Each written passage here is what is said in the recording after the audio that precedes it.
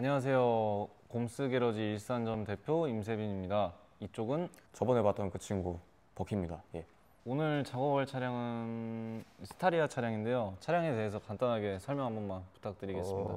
이 차에 대해서 설명을 하려면 이제 전작 스타렉스에 대해서 설명을 해야 되는데, 이제 스타렉스 같은 경우에는 포터 봉고랑 공유하는 A2 엔진을 사용하는 후륜구동 차량으로서 짐을 옮기는 데에는 특화되어 있었는데, 이제 신형으로 바뀌면서 출력은 오히려 올라갔어요. 2.2R 엔진으로 바뀌었는데, 2.2R 엔진 같은 경우에 이제 뭐 산타페, 소렌토 이런 데 들어간 승용 엔진이에요. 승용 엔진이다 보니까 이제 뭐 정숙성도 조금 더 올라갔고, 차량이 이제 전륜 구동으로 바뀌면서 뒤에 적재함 쪽에 배드를 좀 더 많이 낮출 수 있게 돼서 적재 공간이 더 넓어져서 실사용자분들은 오히려 스타렉스보다 낫다고 하시는 분들이 많더라고요. 오일은 어떤 제품으로 시공을 하죠? 이게 제가 알기로는 원래 요구하는 규격이 0W30이었나? 그랬는데 차주분이 고중량을 싣고서 좀 장거리를 많이 뛰신다고 5W40 제품 시공하신다고 하셔서 그 제품으로 시공할 예정입니다. 그러면 이제 본격적으로 작업 들어가겠습니다. 이 R엔진 같은 경우에 신형으로 바뀌면서 디자인 커버가 오일 주입구를 완전히 덮게 설계가 되어 있어요. 그래서 디자인 커버를 벗겨야만 오일 주입구를 풀 수가 있고, 그래야 이제 오일을 뺄 때 저희가 열려 있어야 조금 더 원활하게 빠지니까 그렇게 저희는 작업을 진행을 하고 있거든요. 승용차랑 다르게 엔진룸 공간이 되게 협소해 보이는데 네. 작업성에는 뭐 큰 차이가 없나요? 작업성에서 뭐 다른 부분들은 괜찮은데 오일 주입구가 저 아래에 있다 보니까 특수 공구가 필요하긴 해요. 안 그러면 굉장히 어렵게 집어넣어야 돼서. 저번에 보여드렸던 Z4 차량이랑 똑같이 오일 드레인 코크를 풀 건데, 보시면은 저번에 Z4랑 다르게 좀 비스듬하게 꽂혀 있는 걸 보실 수가 있을 거예요. 17mm 공구를 이용해서 풀고 배출을 할 건데, 저번에 감독님이 오일 색깔에 대해서 여쭤보셨던 것 같은데, 지금 보시면 이 차량은 디젤 엔진이라 그냥 까매요. 차주분이 좀 자주 교환을 하시는데, 그럼에도 불구하고 바로 검은색이 나와버리는 거, 이런 것 때문에 가끔 차주분들이 오일 색만 보고 뭐 오일 상태 어떻냐 뭐냐 하실 때마다 대답하기 좀 곤란해요. 색깔로는 저희도 알기가 어려운데 자꾸 그걸 알려달라고 하시니까. 이 차량은 드레인 코크랑 오일 필터가 둘 다 이제 밑에 있어서 하부에서 작업을 완료하고 오일을 주입하게 되는데, 오일 필터 캡에 플러그가 하나 더 있어요. 오일 필터가 반대로 달려있다 보니까 필터를 뺄 때 기존에 사용하는 캠 필터처럼 막혀있는 구조 같은 경우에는 빼자마자 왕창 흘러나오게 되는데, 이런 식으로 플러그가 있는 차량 같은 경우에는 캡 안에 고여있는 오일을 빼고 그러고 나서 필터를 빼니까 아무래도 작업성 면에서는 저는 장점이라 생각해요. 나한테 덜 튀니까. 그거는 확실한 장점이고. 저거를 풀 때 필요한 공구도 똑같이 17mm? 아니요. 저 코크 같은 경우에는 육각 6mm 볼트로 풀어주고, 필터 캡 같은 경우에는 24mm 스패너나 뭐 육각 복사알로 풀어주시면 되고요. 저번에 아마 BMW 촬영할 때는 저희가 사용을 못한다고 설명을 드린 게 이제 오일 석션 장비인데, 오일팬 바닥에 고여있는 오일을 빼기 위한 장비예요. 저번에 그 BMW는 이제 수직으로 뚫려 있었지만 이건 이제 비스듬하게 뚫리기 때문에 석션 장비를 물려서 저거를 끄집어낼 수가 있는데, 각자 방식의 장단점이 있다고 생각해요. BMW 같은 경우에는 최대한 자연스럽게 빠질 수 있는 구조인데, 전유가 대부분의 현대차들 경우에는 어쩔 수 없이 바닥에 고이는 양이 그 차량들보다는 좀 많아요. 그래서 저희가 석션을 해놓고 석션에서 나오는 양이 얼마나 되는지는 좀 이따 영상에서 보여드리면 될 것 같습니다.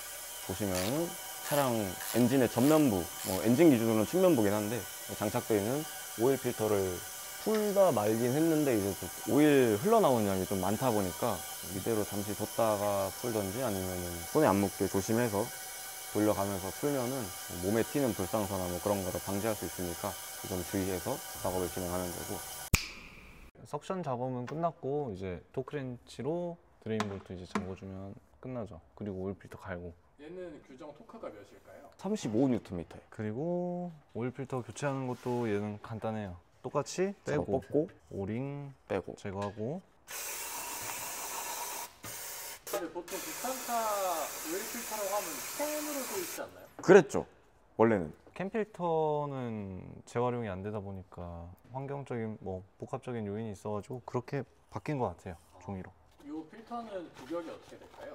순정 품번이 있거든요. 26320 EF 100번. 이게 R엔진들 오일 필터 품번이고요.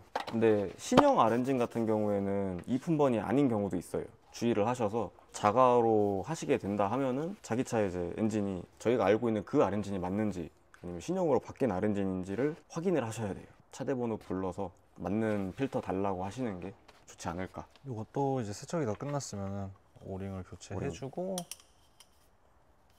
오링도 이제 제대로 홈에 다 맞게 들어가는지 들어가는지. 확인하고 필터 같은 경우에도 그냥 눌러주시면 끝. 다시 원래 위치대로. 요것도 이제 토크렌치를 이용해가지고 쪼아주시면 되고요. 요거 같은 경우에는 75고 아까 말씀드렸던 오일 필터에 따로 달려있는 드레인 플러그, 저거는 육각 6mm 10Nm.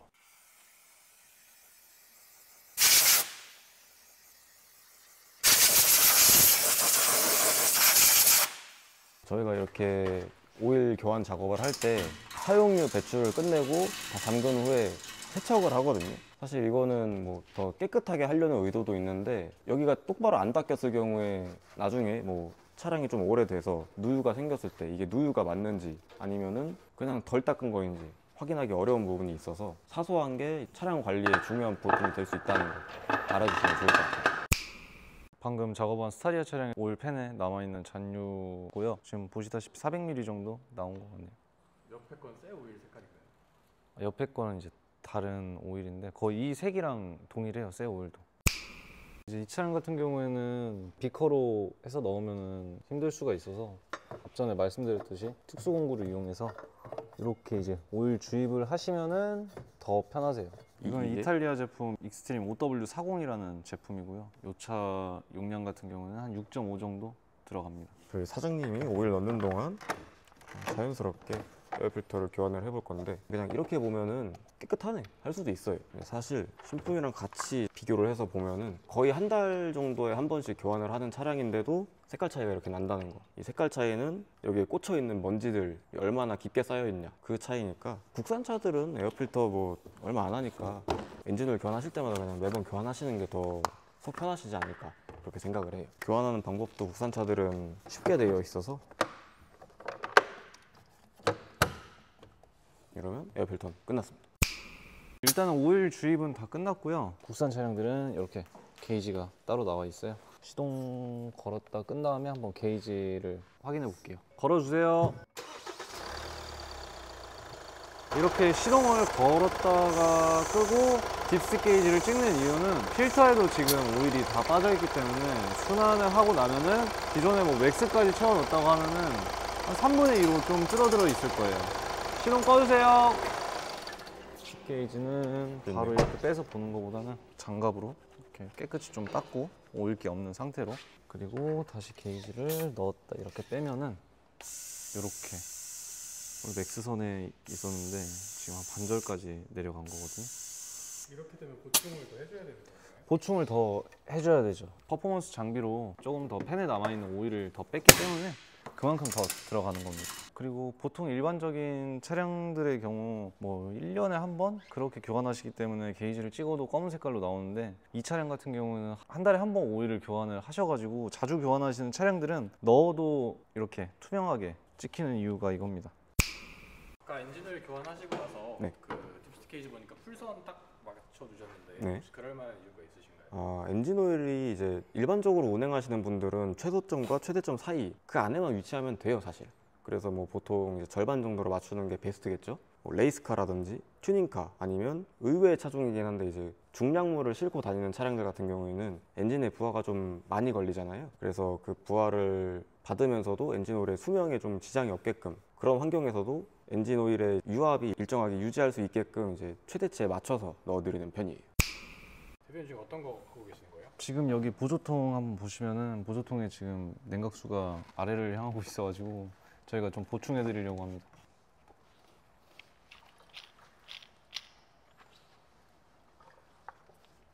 냉각수가 주는 이유가 따로 있을까요?